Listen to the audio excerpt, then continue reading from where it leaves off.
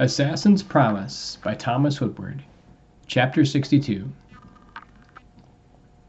Kayana set Millie to rest against a wall, out of sight of the intersection, then retraced her steps to do her best to cover up their footprints. It was a vain effort, but if they didn't look too closely, the riders may miss the more obvious signs of their passage. Carefully creeping back to where Millie lay, she sat and tore off another section of cloth from her shift to tie over her shoulder. Blood seeped into the makeshift tourniquet, but at least she had stanched the flow. Blood loss would have taken her quickly. Exhausted, Kayana lay next to Millie, both of them with their heads back to the wall, waiting. She hated being powerless, but there were times when you had to gamble. No other good option presented itself to her, given their current state. Millie's breathing had begun to even out. That was a small blessing. "Kayana, where are we?" Millie said in a low voice. Kayana held up a finger to her mouth, motioning for silence. They would need to either move forward now or wait until the other riders chose a passage to follow. If they gave themselves away now, all would be lost. Tensed, Kayana tried to listen for movement, footsteps. She couldn't hear anything yet. Breathing in slow, measured breaths, they continued to wait. Millie's arm had swelled and had an angry red cast. Holding her hand against Millie's forehead, she could feel the heat of fever. Cursing quietly, Kayana realized they would have to move. She had no knowledge of herbs to break a fever and no medicine besides. They would need to find a doctor, and soon. Kayana heard footsteps. Holding her breath still, she tried to determine if the riders had come to the intersection, or if they followed them down this passage. The footsteps stopped.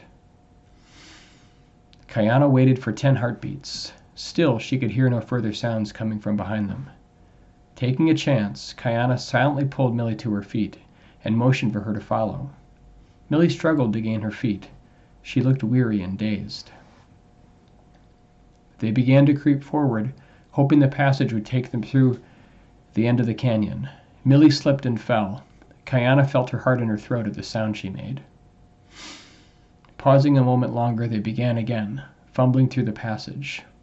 The light was beginning to wane from the sky. Sunset could be no more than an hour away. Kayana worried at the thought of traveling through the night. She hoped they could make it to the meeting point before the remaining sunlight failed. Kayana heard a faint scraping noise. Suddenly stopping, Kayana paused to listen. Footsteps.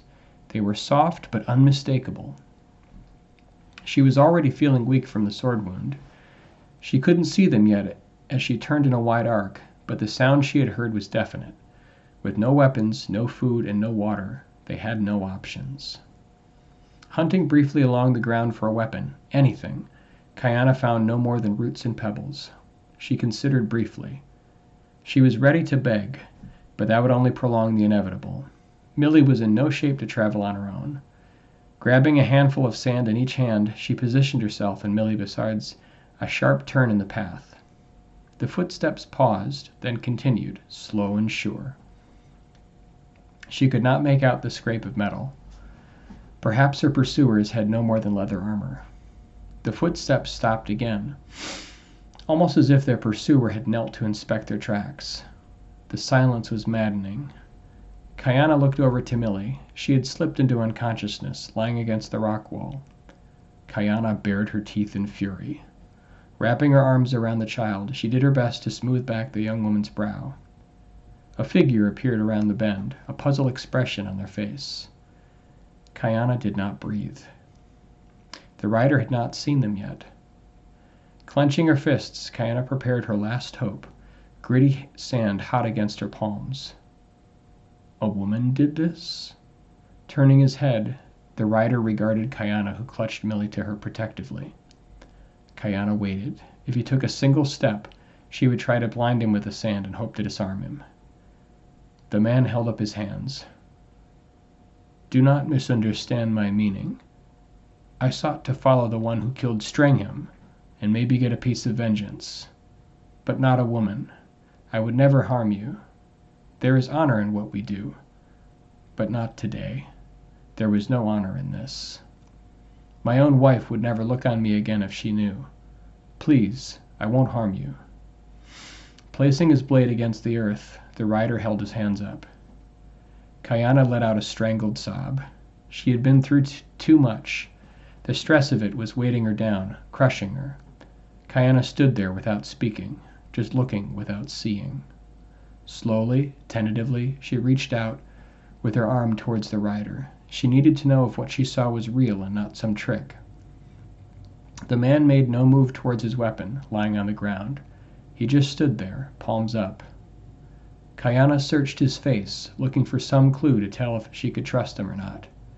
Standing from her crouch, she moved forward with incredibly slow movements, testing, waiting for the hammer to fall. When the man still made no move towards his sword, Kayana slowly nudged away with the toe of her boot, away from both of them. "Peace," was all he said, arms still raised in a non-threatening gesture. Kayana shook with the stress she had been holding then, and sank to her knees, suppressing a groan of pain. "I must protect the child. Promise me! Promise me! Promise me you will not hurt her."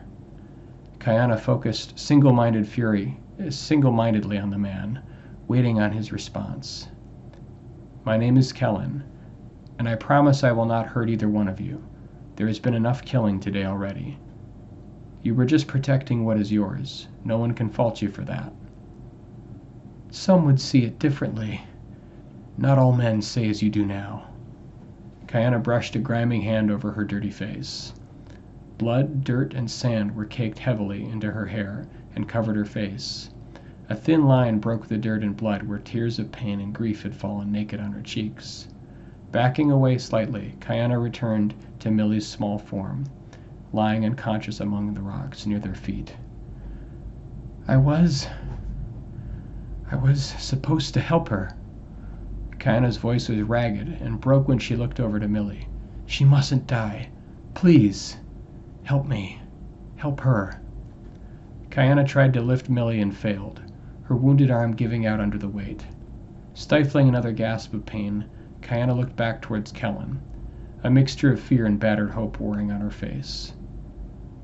"I can help you lift her. I promise you, no harm will come to her while I am in your company," Kellen said. "Don't promise me such a thing. How can you promise us anything?" Kayana retorted, her voice suddenly taking on a spiteful heat. "I'm sorry. I didn't mean any offense. Please let me help you. I will stay back. You can carry the sword if you like." Kellen backed away a few feet, hands still upraised, palms facing out.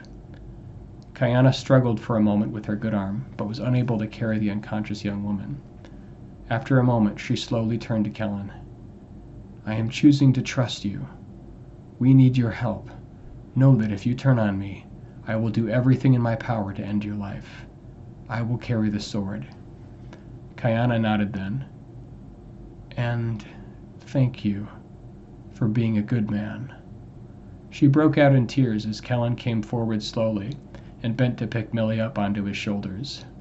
"Promise me on your wife's name. Promise me you will not betray us." Kayana waited, holding Kellen's sword. "I promise you on my wife's name, Sarah. May the wind and sky hold her close to me. I promise on the faces of my children, Mael, Sana, and little Islan." Kellen gently shifted Millie into place over his shoulders, careful not to further injure her broken arm. Kayana let out a breath, the tension flowing out of her, at least a little. Suddenly weary, she steadied herself against the rocky red wall of the canyon. She belted the heavy sword at her waist and stepped next to Kellen, not willing to let Millie out of her sight for even a moment. "We have a camp about 3 miles back the way we came. It's tucked off against the entrance of the canyon. The families of most of the men and women with us today should still be there. I realize I don't even know how many of us are left now." He said the last with a sadness that belied his gentle features. Kellen stood taller than most men Kayana had seen. Slight of build, he may have been somewhere between 30 and 40 summers. It was difficult to tell. It was clear he had been living rough the last few months, as was made obvious by his circumstances. Kayana watched the man with a keen eye. She waited for any suggestion he would turn on them. Kayana could hardly believe he was helping them out of the kindness of his heart. But there it was. What other motivation could there be? To lure them away somewhere? She didn't see the sense in it. He could have easily overcome them when he first came upon them. To gain her trust, then? What was the point? Perhaps he really was what he claimed to be. She would insist Kellen be the first to drink or eat any food they came upon. A wave of dizziness hit her. Holding on, she felt the wave of pain echo from the wound in her shoulder. Water. She was so thirsty. Kellen? Her voice hurt when she spoke now. Yes, what is it? How much farther? She had never been so tired. The exhaustion hit her all at once, now that the immediate danger had passed. She had been acting on adrenaline alone for so long now. Kel. She fell. Slipping against the wall, Kayana's body tumbled into a heap at the base of the trail. She had felt warm, so warm earlier. Why was she suddenly so cold now? Light faded as if in a dream. Numbly, she fell under the waves of sleep as exhaustion took her.